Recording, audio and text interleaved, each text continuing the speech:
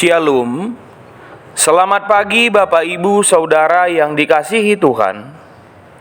Selamat berjumpa kembali dalam Mutiha Hangoluan, renungan harian pagi ini, Senin 3 Maret 2025, dengan bacaan Alkitab dari 1 Petrus 1 ayat 3 sampai 12. Yang menjadi ayat renungan harian hari ini adalah 1 Petrus 1 ayat 3. Demikian firman Tuhan. Terpujilah Allah dan Bapa Tuhan kita Yesus Kristus, yang karena rahmat-Nya yang besar telah melahirkan kita kembali oleh kebangkitan Yesus Kristus dari antara orang mati, kepada suatu hidup yang penuh pengharapan. Hidup penuh pengharapan.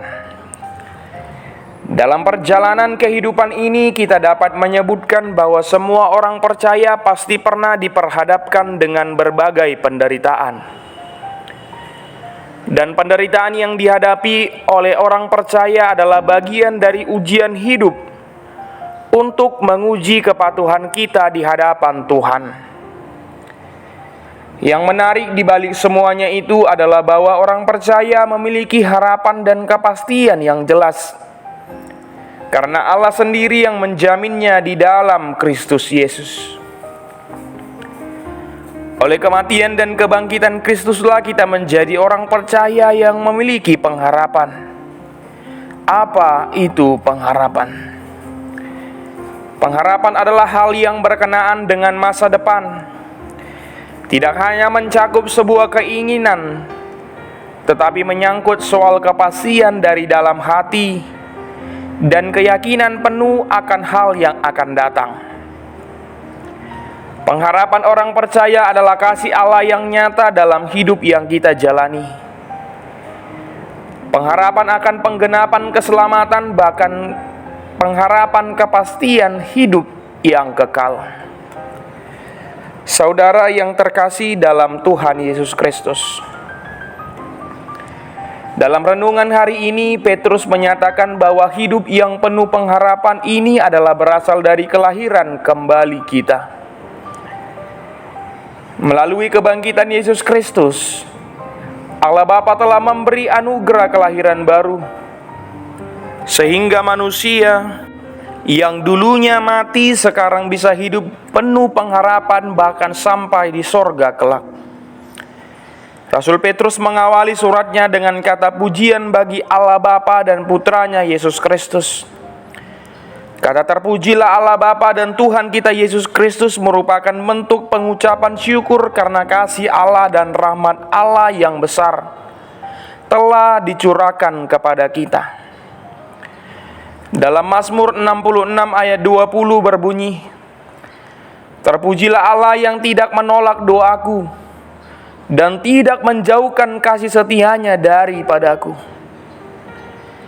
Hal yang sama dituliskan oleh Petrus adalah supaya penerima dan pembaca surat ini dapat mengucap syukur kepada Tuhan. Allah yang esa diperkenalkan dalam sebutan Bapa Tuhan kita Yesus Kristus. Allah sebagai Bapa yang baik telah mengutus anaknya Tuhan Yesus Kristus untuk menderita, mati di kayu salib untuk menebus dosa kita. Selanjutnya Yesus telah bangkit dari antara orang mati, membuktikan bahwa Ia hidup dan berkuasa. Kini kuasa kebangkitannya dinyatakan dengan cara melahirkan kembali.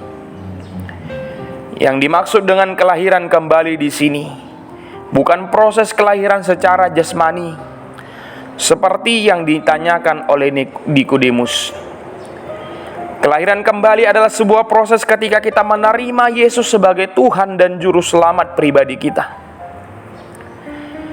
Kelahiran kembali dikerjakan oleh Allah di dalam Kristus Yesus Tuhan kita. Kelahiran kembali adalah proses pengangkatan orang yang percaya kepada Tuhan sebagai anak-anak Allah.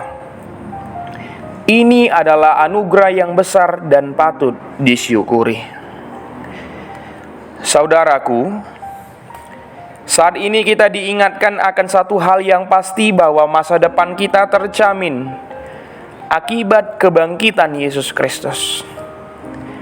Harapan kita ada pada kemenangannya atas kematian dan kebangkitannya. Apapun persekusi, bahkan penderitaan yang akan dihadapi oleh setiap orang percaya, yakinlah bahwa itu tidak sebanding dengan berkat yang diperoleh ketika kita dibangkitkan dan menerima hidup abadi yang akan datang. Objek harapan kita adalah suatu bagian yang tidak dapat binasa, yang tidak dapat cemar dan tidak dapat layu. Pengharapan akan hidup di dalam Kristus adalah suatu milik pusaka yang pasti, yang tak dapat usang termakan oleh waktu. Kita berdoa. Bapa kami yang sungguh baik, kami bersyukur atas firman-Mu. Berkatilah hidup kami supaya kami dapat berpegang teguh pada pengharapan dan menerima kemuliaan yang telah Engkau sediakan melalui kebangkitan anak-Mu Yesus Kristus Tuhan kami yang hidup. Amin. Renungan harian hari ini ditulis oleh Pendeta Ronika Nursagi Panjaitan STH. Demikianlah renungan harian hari ini. Selamat beraktivitas, Tuhan Yesus memberkati. Shalom.